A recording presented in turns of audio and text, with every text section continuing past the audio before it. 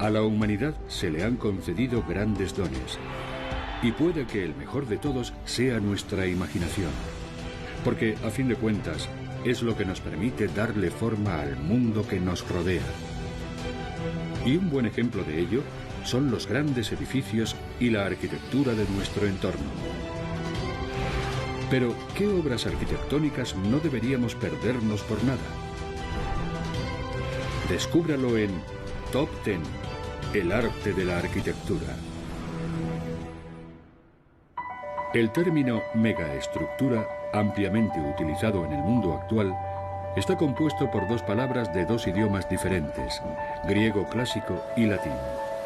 Mega deriva de la palabra griega megas, que significa grande o enorme, mientras que estructura proviene del verbo latino estruere, que significa componer, construir o montar.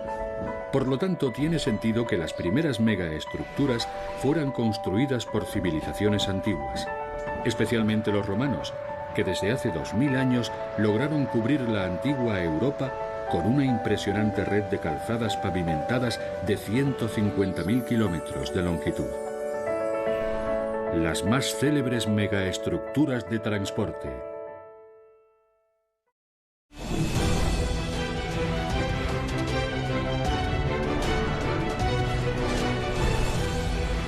El ferrocarril transiberiano, Rusia.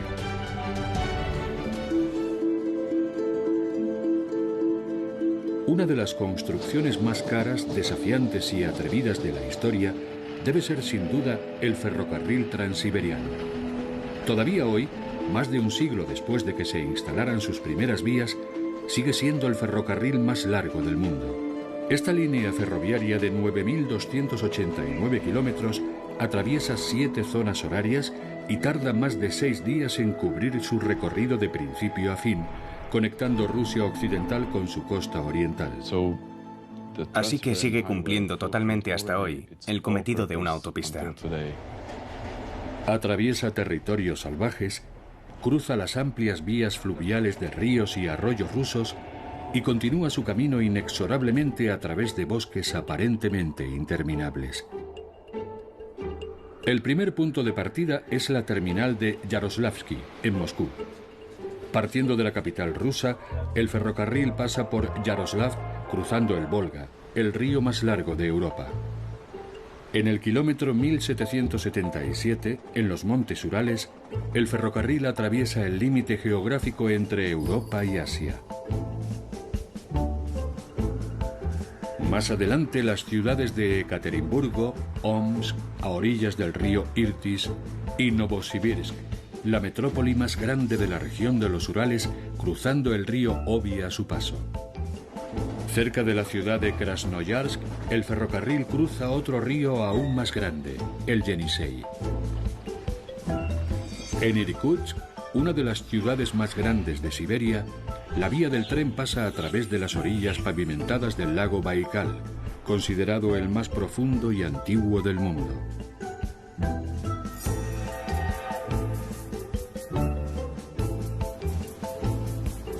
Después de Ulan-Ude, capital de la República de Buriatia, la vía conduce hacia la frontera con China. En la ciudad de Khabarovsk cruza el río Amur. Su destino final es la ciudad de Vladivostok, en la costa del Pacífico. La vía principal conecta también con otras líneas, rutas internacionales como la del ferrocarril transmanchuriano, que termina en Pekín, y el ferrocarril transmongoliano, que lleva también pasajeros a Pekín, cruzando las llanuras mongolas. Los rusos necesitaban realmente tener este ferrocarril desde el lado oriental al lado occidental del país. Las propuestas para construir una línea que conectara Siberia con la costa del Pacífico se llevaban planteando desde hacía tiempo. Pero la idea de una vía férrea para hacer los vastos y aislados territorios siberianos más accesibles se hizo popular en la década de 1880, durante el reinado del zar Alejandro III. En 1851 ya se había construido una línea de conexión entre San Petersburgo y Moscú, aunque los planes para el ferrocarril transiberiano no se aprobaron oficialmente hasta 1890. Sergei Vita, más tarde ministro de Finanzas, fue nombrado su director. La vía se dividió en varios segmentos y los escuadrones de trabajadores se desplazaban por etapas desde cada extremo de la misma hacia un punto central de encuentro. La construcción no estuvo exenta de problemas como la falta de tiempo o las limitaciones financieras. No había dinero suficiente para dinamita y los trabajadores tuvieron que excavar todos los túneles manualmente. Debido a los exiguos salarios y las malas condiciones, se recurrió a presos y más tarde a soldados. Pero estos se negaron a trabajar con delincuentes y se amotinaron. Ríos desbordados, pantanos plagados de enfermedades, climas extremos y jornadas agotadoras. Todos estos factores configuraron la construcción de un ferrocarril por personas obligadas a trabajar como esclavos. Pese a todos estos contratiempos, la obra se completó y fue inaugurada en 1905. El diseñador de joyas Peter Carl Fabergé creó uno de sus famosos huevos para rendir homenaje a esta hazaña de la ingeniería y de la determinación obstinada. El zar Nicolás II regaló esta pieza a su esposa, la emperatriz Alejandra Fiodorovna.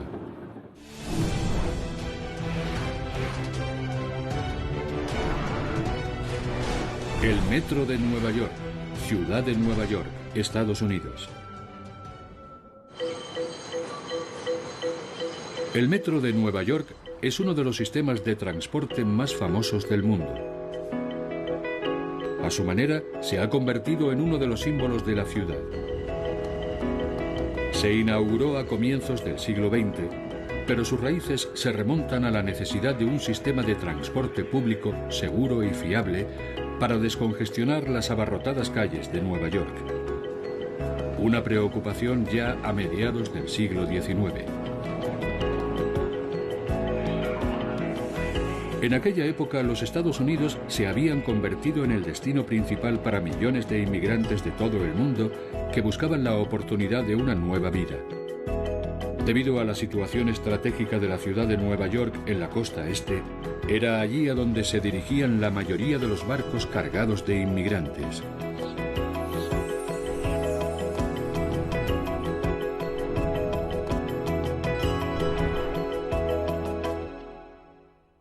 La mejor parte es que en realidad vas por el subsuelo, pero también ves la ciudad.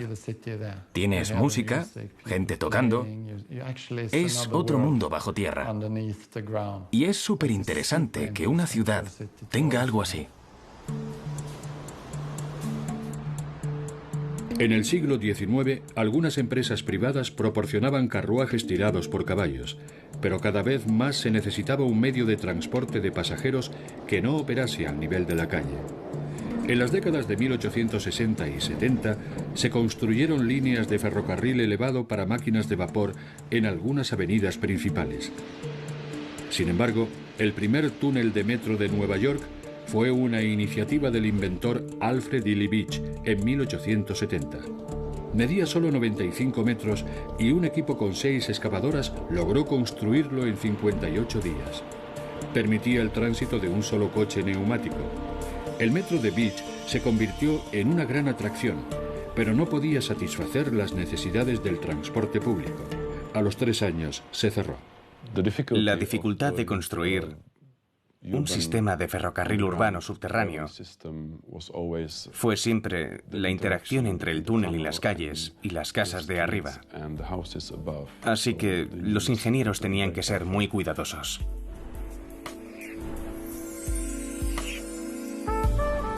Un incentivo significativo para la construcción del metro fue la gran ventisca que golpeó la costa este en 1888. Llevó el transporte de superficie a un punto muerto. Los beneficios de una línea de ferrocarril subterránea eran mucho más evidentes.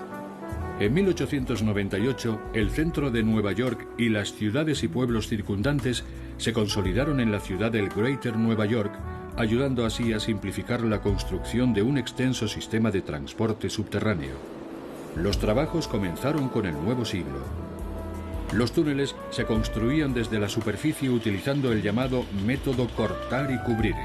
El metro se inauguró el 27 de octubre de 1904. El ayuntamiento, que había financiado la operación, alquiló inicialmente el metro a dos empresas de transporte privadas, Interborough Rapid Transit Company, la IRT, y la Brooklyn Manhattan Transit Corporation, BMT. En 1932 se construyó otra línea, y esta fue gestionada por la empresa municipal The Independent Subway System, IND. En la década de 1940, la ciudad compró ambas compañías privadas. No obstante, incluso hoy día, las líneas pueden distinguirse por los diferentes parámetros de las vías. IRT utilizaba coches más pequeños, por tanto sus túneles eran más estrechos y los giros en la vía más cerrados comparados con los de la BMT. Incluso actualmente, las antiguas vías de IRT son clasificadas como División A, mientras que la División B consta de vías antiguas de BMT. Hoy el metro de la ciudad de Nueva York tiene 469 estaciones, la mayoría de las cuales permanecen abiertas las 24 horas. La longitud total de la vía es de alrededor de 1000 kilómetros, de los cuales más de 700 discurren bajo tierra. El resto de las vías son elevadas o se encuentran a nivel de calle. En 2014, el metro fue utilizado por más de 1.750 millones de pasajeros.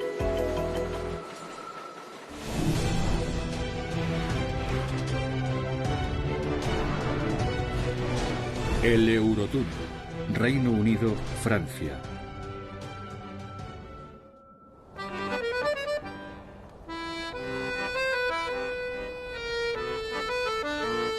A lo largo de la historia, muchos gobernantes han aspirado a unir Gran Bretaña con Francia. Han luchado por la unificación política o por más poder sobre los dos países con resultados dispares. No obstante, estos dos países, separados por el Canal de la Mancha, llevan unidos desde finales de 1994 por el túnel ferroviario que transita bajo el fondo del Canal de la Mancha. La idea de conectar los dos países se discutió por primera vez en el siglo XIX a ambos lados del canal. En 1880 se llevaron a cabo estudios topográficos y de construcción en los territorios inglés y francés. Sin embargo, los británicos dieron marcha atrás por cuestiones de seguridad nacional. Tras la Primera Guerra Mundial, se volvió a discutir sobre la construcción del túnel, aunque sin resultados tangibles.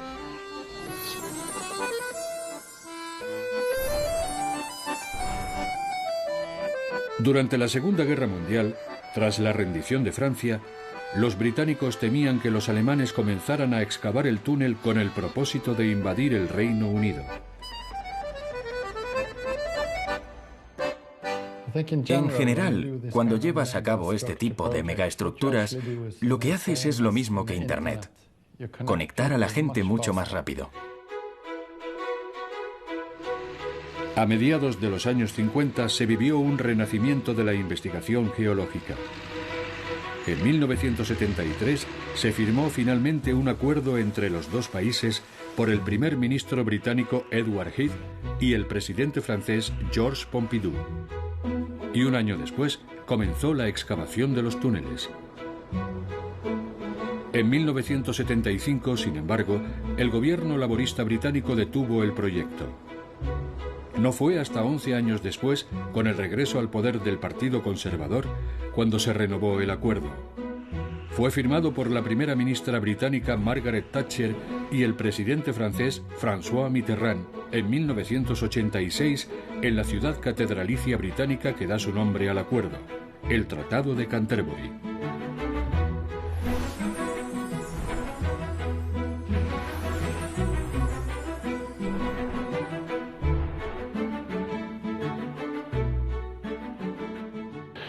Sobre todo para la gente. Si imaginamos que viajamos desde el centro de París al centro de Londres en un tiempo muy corto, con trenes de alta velocidad no hay comparación posible.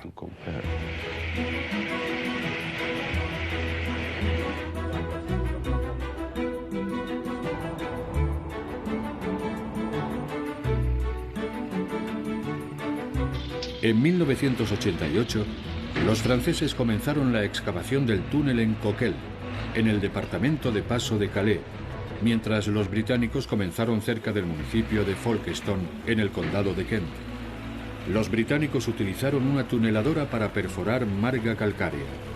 Tal y como se había expuesto originalmente a principios de los años 60, se construyeron 2 túneles para el transporte y un tercero, situado a medio camino entre ambos, fue excavado para el mantenimiento y el servicio.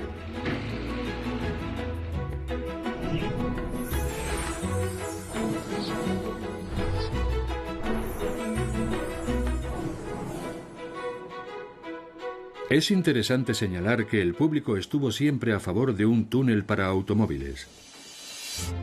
Problemas de ventilación y la dificultad de lidiar con accidentes de tráfico representaban, sin embargo, obstáculos insoslayables.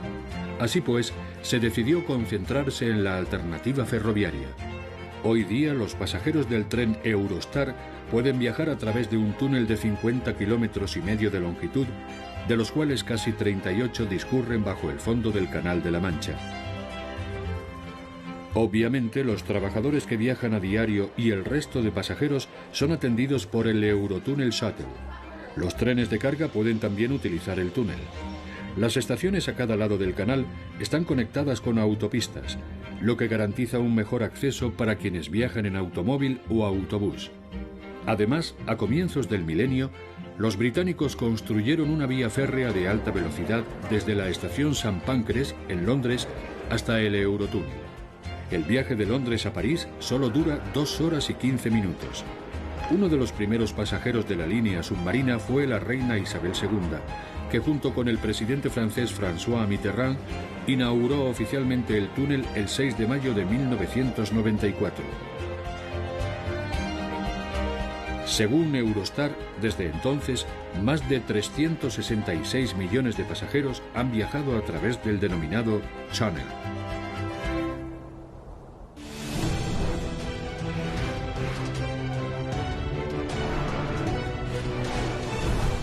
El Canal de Suez, Egipto.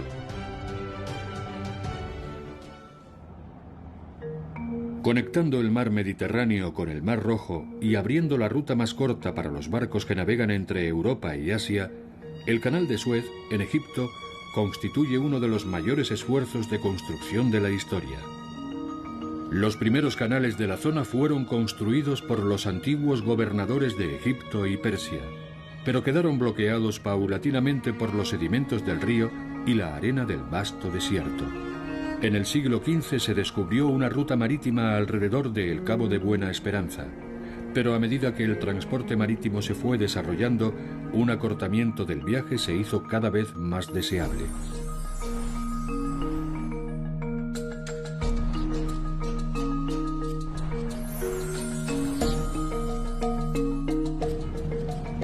Los intentos de construir un canal resurgieron en 1798 con la invasión de Egipto por Napoleón Bonaparte.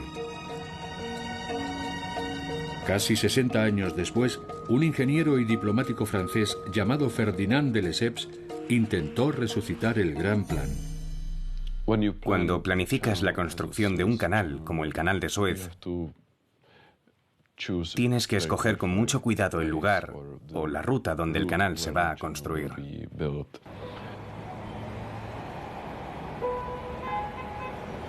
En 1854 obtuvo la concesión para construir el canal de su poderoso amigo Said Pasha, gran visir del Imperio Otomano.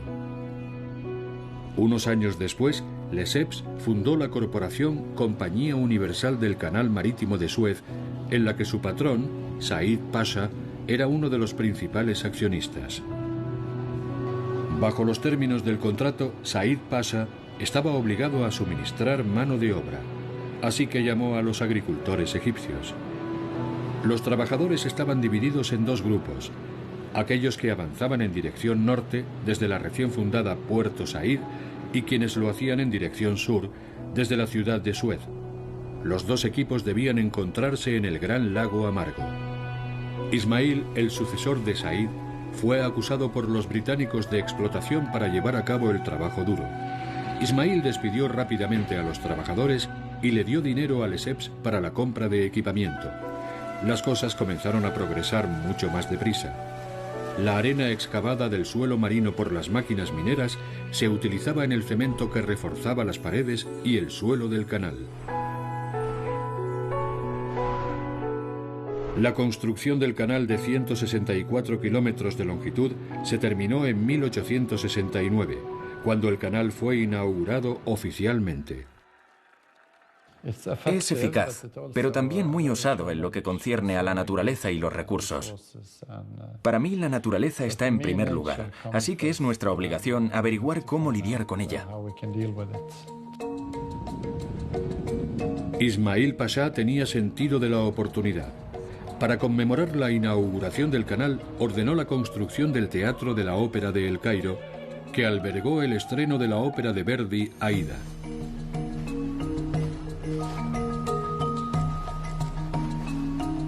El canal de Suez ha sufrido más de una vez intervenciones de potencias extranjeras. La nacionalización del canal en 1956 sería la causa principal del conflicto conocido como Guerra del Sinaí. Fuerzas israelíes, francesas y británicas entraron en Egipto en dirección al canal de Suez, enfureciendo a los Estados Unidos y provocando un importante incidente diplomático. El canal ha sufrido también numerosas ampliaciones. Por ejemplo, en 1956 tenía una anchura de 148 metros y en 2010 se amplió a 313. En 2014 comenzaron los trabajos en el denominado Nuevo Canal de Suez, un canal paralelo entre los kilómetros 60 y 95. El propósito de la nueva vía es asegurar el tráfico paralelo en dos direcciones y acelerar la velocidad del mismo. El puente ferroviario El Ferdán, construido en 2001, que cruza el canal cerca de la ciudad de Ismailía, es actualmente el puente colgante más grande del mundo.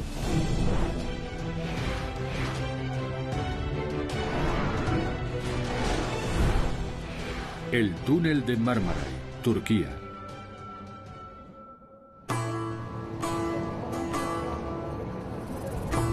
El Bósforo, cuyas costas abrazan la capital turca de Estambul, es más que un simple estrecho entre el Mar Negro y el Mar de Mármara. Desde tiempos inmemoriales se ha considerado una puerta de entrada entre Europa y Asia. Pero el estrecho del Bósforo ha sido un importante punto estratégico desde siempre. Los antiguos griegos fundaron originalmente un asentamiento llamado Bizancio en sus orillas. El estrecho era lo suficientemente conocido para ser mencionado por el historiador Heródoto y el dramaturgo Esquilo.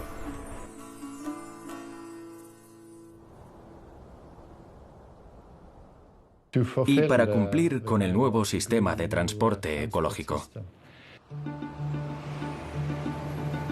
La primera persona que conectó sus orillas fue el gobernante persa Darío I. Alrededor del año 513 a.C., ordenó la construcción de un puente flotante hecho con los cascos de barcos de su flota. En los tiempos modernos, dos puentes colgantes atraviesan el Bósforo. El primero, llamado simplemente Puente del Bósforo, fue terminado en 1973. El segundo, construido en 1988, se llama Puente de Fatih Sultan Mehmet. Ambos tienen poco más de 1 kilómetro. Estambul, por supuesto, es una bulliciosa metrópolis con más de 10 millones de habitantes. Por tanto, huelga decir que el tráfico en los estrechos, ya sea por tierra o mar, es denso. En respuesta a ello, a comienzos del milenio el gobierno turco decidió construir un túnel ferroviario de 13 kilómetros y medio, parte del cual discurre bajo el fondo del estrecho del Bósforo.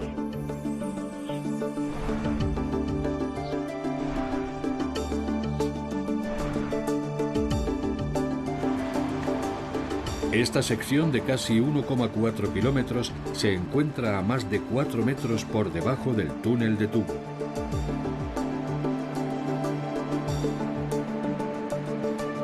Fue construido también para soportar terremotos, muy frecuentes en Estambul.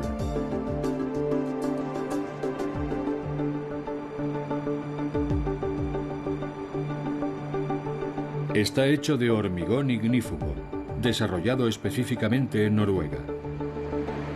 La sección submarina del túnel, que pesa en torno a 18.000 toneladas, consiste en 11 secciones, cada una de ellas con aproximadamente 110 metros de longitud. La ruta conecta la estación de ferrocarril de Kasli-Chesme, construida en la parte europea de la ciudad en 1872, con la terminal recién construida de Airilik-Çeşmesi en el lado asiático.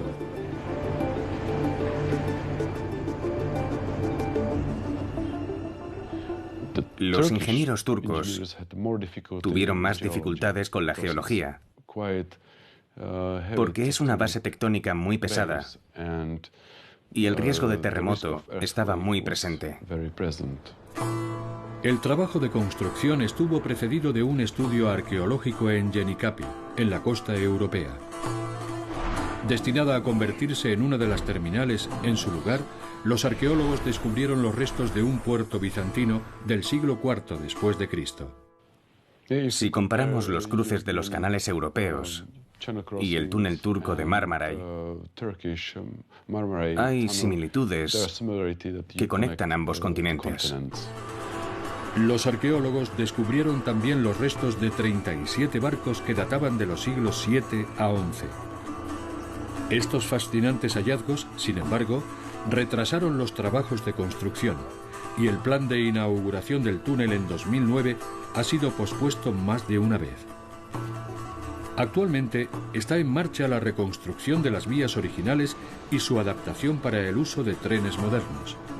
A las 11 paradas existentes se les unirán finalmente otras 36, conectando las estaciones de Halkali y Gebze, situadas a más de 75 kilómetros de distancia entre sí. En cierto sentido, todas estas megaestructuras provienen de la revolución industrial del siglo XIX y su optimismo y fe sin límites en la tecnología. Para bien o para mal, y a veces ambas cosas, fue esta revolución tecnológica e industrial lo que cambió radicalmente la configuración del mundo y dio origen a nuestra moderna civilización. Las necesidades primarias de esta nueva sociedad incluían el transporte rápido, eficaz y seguro de un número cada vez mayor de personas y grandes volúmenes de productos. Fue la necesidad de un transporte de masas eficiente lo que dio origen a las megaestructuras y a nuestra infraestructura de transporte contemporánea.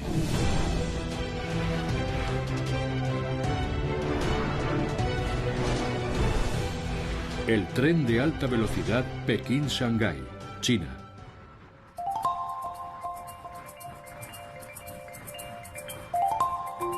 El tren de alta velocidad que conecta las dos megaciudades chinas de Pekín y Shanghái se puso por primera vez en funcionamiento el 30 de junio de 2011. Y alta velocidad es una descripción precisa.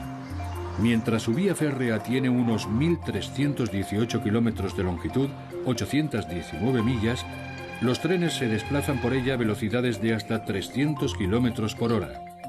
Gracias a esa vertiginosa velocidad, la duración del viaje entre las dos ciudades ha descendido a solo 5 horas. Sin embargo, según los planes originales, la velocidad de los trenes se suponía que debía ser nada menos que 80 kilómetros por hora más alta. No obstante, desplazarse por una vía férrea con velocidades de funcionamiento de 380 kilómetros por hora resultó tener ciertas desventajas económicas imprevistas.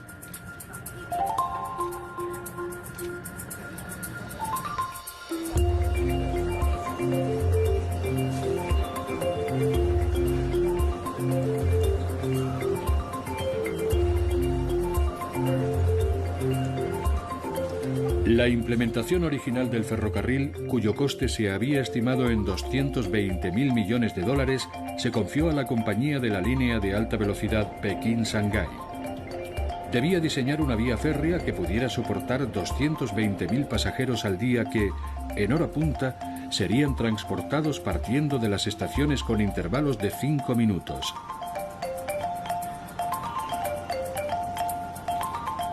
La vía debe afrontar subidas pronunciadas, así como numerosos ríos y valles. Incluye un total de 224 puentes, dos de los cuales son verdaderamente únicos. El primero es un sistema de puentes o viaducto de 164 kilómetros llamado Gran Puente de Danjan-Kunsan, y es el puente más largo del mundo. El segundo, también impresionante, es el viaducto de 114 kilómetros de longitud entre Langfang y Qingxiang, y en el momento de su construcción fue la segunda estructura más larga de su clase. En su viaje de más de 1.300 kilómetros hay también 22 túneles a lo largo del trayecto que suman una longitud total de 16 kilómetros. La vía férrea, que sorprendentemente no ostenta ningún récord de velocidad, es utilizada por varios tipos de trenes fabricados en China.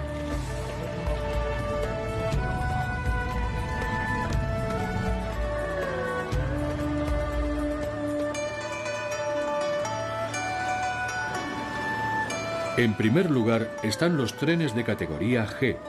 Su construcción y diseño se basan en trenes de alta velocidad alemanes IC3, que utilizan tecnología Siemens CRH3. En 2011 se fabricaron 92 trenes en cooperación con esta compañía. Presentan dos diseños con 8 o 16 vagones. Cada tren está equipado con secciones de primera y segunda clase en espaciosos vagones y, por supuesto, tratándose de la China moderna, cuenta con la lujosa clase Business. Hay también vagones restaurante y vagones turísticos situados al final de cada tren.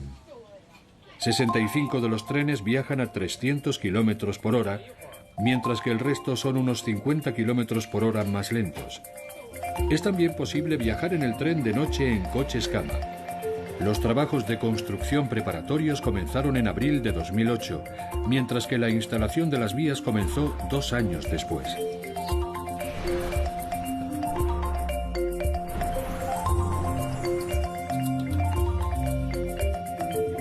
La construcción del ferrocarril de alta velocidad se completó el 4 de febrero de 2011, gracias en gran medida a las 130.000 personas que trabajaron en el montaje de este sistema de transporte ultramoderno.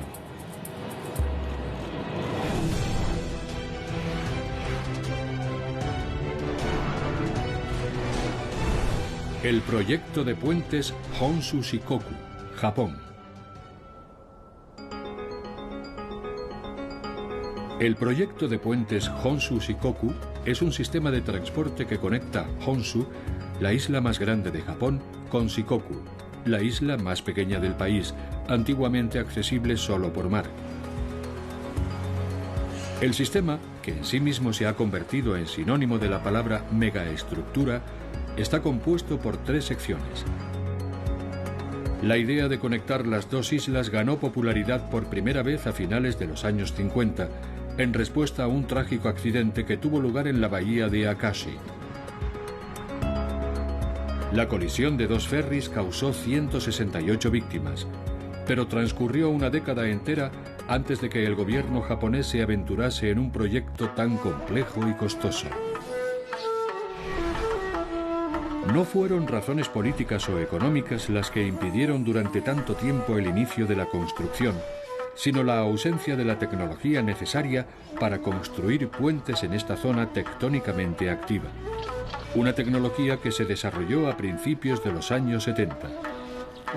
Cuando los japoneses intentaron conectar las grandes ciudades de Japón, tuvieron inevitablemente que enfrentarse a condiciones muy difíciles: montañas, el mar, bahías y también fenómenos como los terremotos.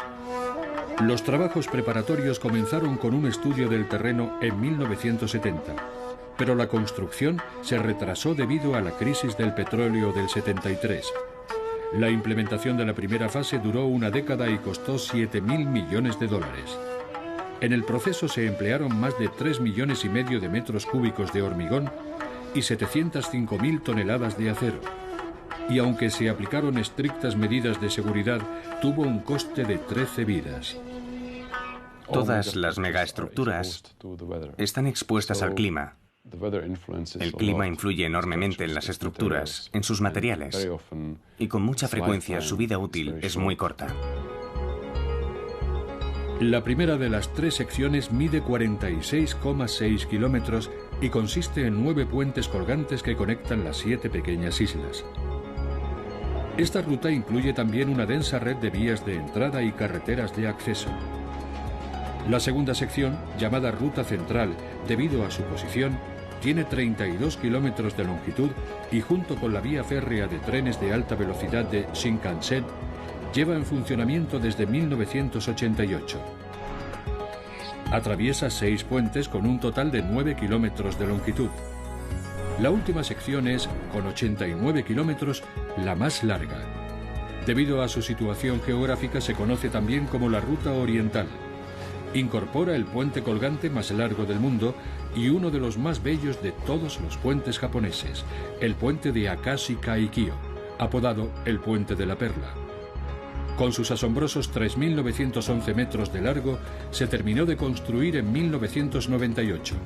El proyecto de puentes Honshu Shikoku, que ha contribuido al desarrollo de Japón no solo como potencia económica, no se terminó hasta 2006. Consiste en un sistema en su mayor parte de puentes colgantes de armadura de doble piso. Los ingenieros utilizaron hormigón y acero en la construcción de estos puentes, así como tecnología punta y conocimientos merecidamente admirados en el mundo entero.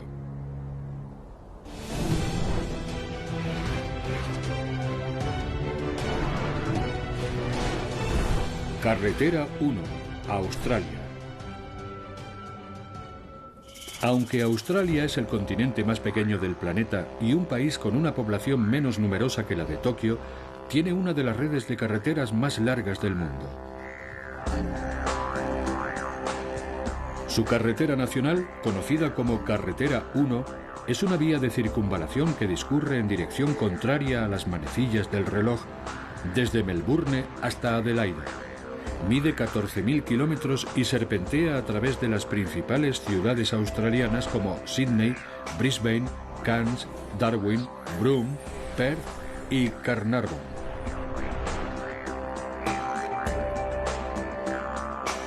Hasta 1941, Australia Oriental y Occidental estaban conectadas únicamente por telégrafo y ferrocarril. La primera carretera moderna de Australia fue construida por el ejército durante la Segunda Guerra Mundial en cooperación con el Consejo de Empresas Aliadas, establecido en 1942. Después de la guerra, en 1947, el gobierno aprobó una nueva ley de carreteras. La Carretera 1 de Australia fue planificada. No fue creada a lo largo de los siglos, convirtiendo pequeñas carreteras en carreteras más grandes y luego en autopistas. Fue totalmente planificada. La construcción de la Carretera 1 de Australia comenzó en serio en 1955. Sin embargo, no es una autopista en el sentido estricto de la palabra. Es más bien una carretera convencional de 2 o 3 carriles. El tercer carril aquí es el carril de adelantamiento o overtaking lane, en inglés australiano. Las auténticas autopistas del tipo europeo o estadounidense, con intersecciones a distintos niveles, son raras en Australia. Este tipo de autopistas solo se ha construido en décadas recientes cerca de las ciudades más grandes. Muchas secciones están todavía en construcción. Una característica de algunas autopistas o autovías, como se denomina a estas carreteras de larga distancia en Australia, son sus carriles laterales para ciclistas. Se trata de una carretera que se topa con todos los problemas de ingeniería imaginables. El límite de velocidad suele ser de 110 km por hora, pero en el territorio del norte un coche puede circular unos 20 km por hora más rápido.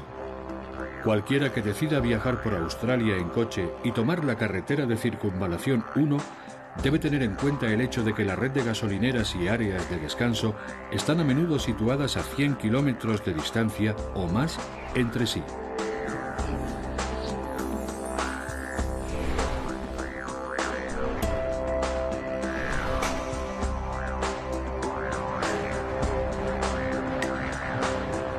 La carretera 1 es la única con la que están conectadas todas las carreteras importantes. En este continente hay unos 813.000 kilómetros de carreteras. 472.000 de los cuales son carreteras pavimentadas. El resto son rurales y locales, de las cuales alrededor del 20% son caminos de tierra, solo transitables entre 7 y 8 meses al año.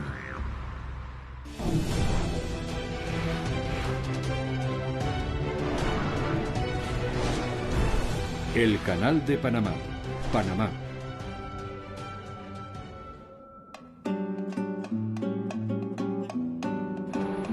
Desde 1914, los continentes de Norteamérica y Sudamérica están conectados por un canal construido en el Istmo de Panamá, una estrecha franja de tierra que se sitúa entre el Mar del Caribe y el Océano Pacífico. Los planes para su construcción llevaban fraguándose alrededor de 300 años. Un canal que conectara el Océano Pacífico con el Atlántico habría acortado las rutas de los barcos en miles de kilómetros, evitando además el peligroso viaje alrededor de Tierra de Fuego. En 1876, el ambicioso proyecto fue asumido por un caballero con experiencia en tales empresas, el ingeniero francés Ferdinand de Lesseps, constructor del Canal de Suez. Iba a ser uno de los proyectos de construcción más costosos de la historia, precedido por una deforestación extensiva de la selva panameña y una difícil nivelación. Tuvieron que hacer frente a una cordillera a través de la cual excavaron un valle angosto y artificial, el llamado Corte Culebra. Las difíciles condiciones de los trabajadores, que tenían solo herramientas primitivas, se vieron agravadas por fuertes lluvias y deslizamientos de tierra. Una epidemia de fiebre amarilla se llevó la vida de cientos de trabajadores cada mes. Como era de esperar, los trabajos se ralentizaron y los costes aumentaron. Ni la ocultación de inconvenientes a los inversores ni la Lotería Nacional pudieron salvar a la compañía de la quiebra y al gobierno francés del escándalo. Algunos ministros fueron acusados de aceptar sobornos. Entre los acusados se encontraba el ingeniero Gustave Eiffel, que se había sumado al proyecto para construir una serie de esclusas. El proyecto se detuvo por completo y Ferdinand de Lesseps cayó en desgracia. Pero 17 años después, el proyecto fue retomado por el gobierno de Estados Unidos. No solo por la construcción en sí, sino también por la planificación de semejante estructura, debieron tener en cuenta los diferentes efectos geológicos, hidráulicos, de suministro de energía, etc. Los americanos compraron la tierra con los restos del canal inacabado por $10 millones. Su presidente, Theodore Roosevelt, puso a John Stevens a cargo del trabajo. Gracias a la maquinaria pesada, los trabajadores pudieron excavar tanta tierra en un solo día como los franceses en un mes. Los ataques de fiebre amarilla descendieron también. Hasta aquí todo bien. Sin embargo, en mayo de 1906, el río Chagres se desbordó, provocando deslizamientos de tierra y destruyendo maquinaria de minería. Abatido por los acontecimientos, Stevens comenzó a cuestionar todo el proyecto, proponiendo en su lugar un sistema de esclusas, como había iniciado Gustave Eiffel. Unos meses más tarde, Stevens fue sustituido por un tal coronel George Goethals. Irónicamente, Goethals apoyaba la idea de un sistema de esclusas.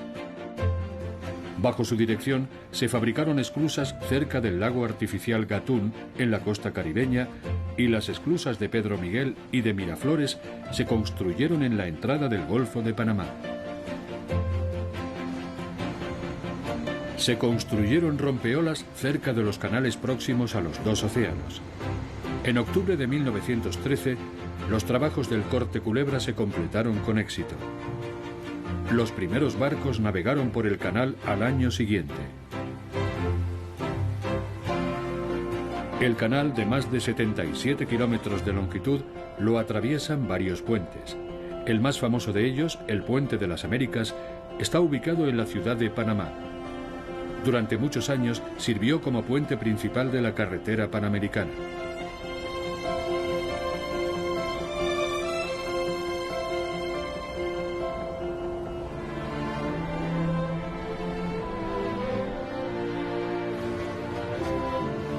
Aún hoy, los ingenieros buscan formas de mejorar el Canal de Panamá, ampliando sus partes y haciendo que el sistema de transporte fluya más rápido.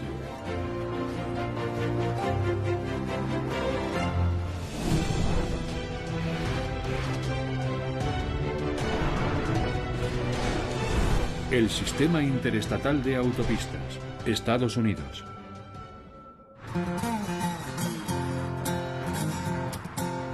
Resulta difícil creer hoy en día que Estados Unidos comenzara a construir su sistema interestatal de autopistas en los años 50.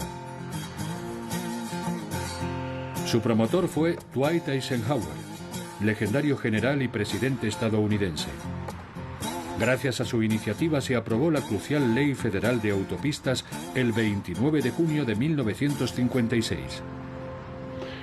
Pero la idea original del sistema no era solo mover gente de un lado a otro, sino estar preparado también para una guerra mundial.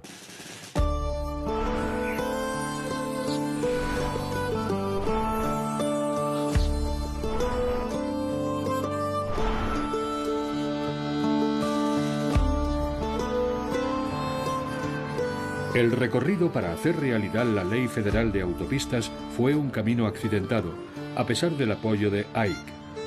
Los opositores pensaban que construir una red de autopistas era un enorme desperdicio de dinero.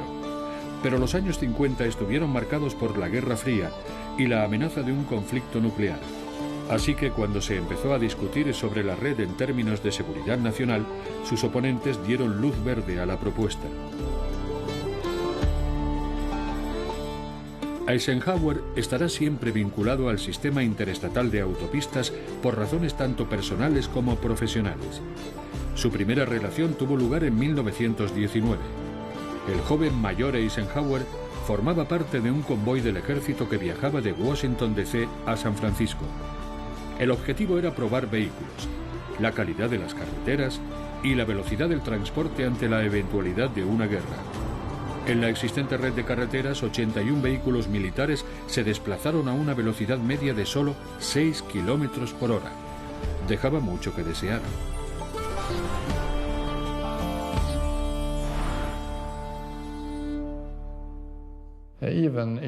Aunque consigas que todos los coches sean ecológicos, eléctricos o funcionen con cualquier innovación respetuosa con el medio ambiente, las autopistas seguirán ocupando mucho espacio, pero será un gran cambio, supongo. La segunda experiencia que convenció al futuro presidente de que Estados Unidos necesitaría autopistas modernas fue la marcha del victorioso ejército estadounidense a través de la Alemania nazi. Eisenhower quedó impresionado por el sistema de autopistas del Reich.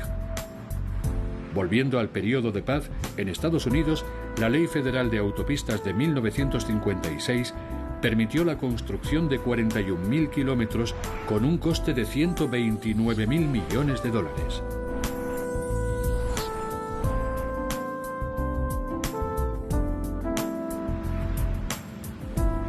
Según la ley, el 90% de la construcción iba a ser financiada por el gobierno federal y el 10% restante procedería de estados individuales. El gobierno obtuvo los fondos necesarios mediante impuestos más elevados por cada galón de gasolina vendida. Al mismo tiempo, el gobierno estableció normas y especificaciones estrictas como carreteras e intercambiadores de múltiples carriles, de los que actualmente hay 16.000 en funcionamiento.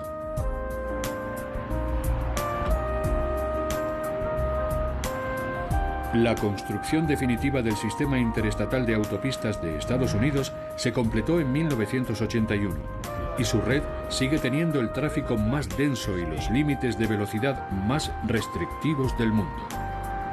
El límite medio es de alrededor de 112 kilómetros por hora, pero puede sufrir restricciones considerables.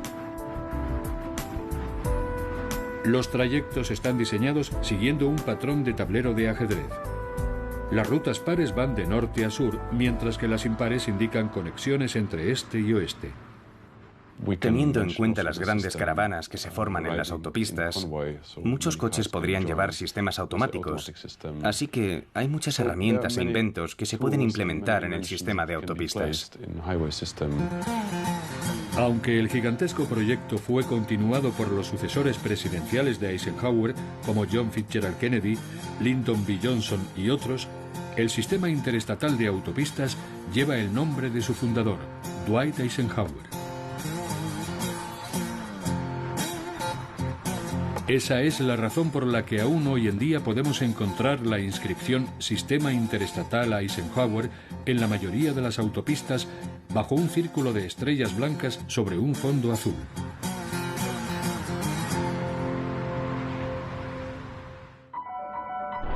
Las más célebres megaestructuras que hemos contemplado representan los tres sistemas de transporte esenciales, es decir, ferrocarril, barco y automóvil.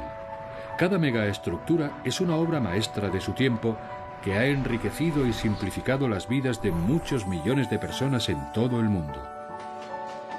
Estas enormemente ambiciosas creaciones tardaron a menudo décadas en construirse y conllevaron unos costes económicos astronómicos, pero también un grado considerable de sacrificio humano.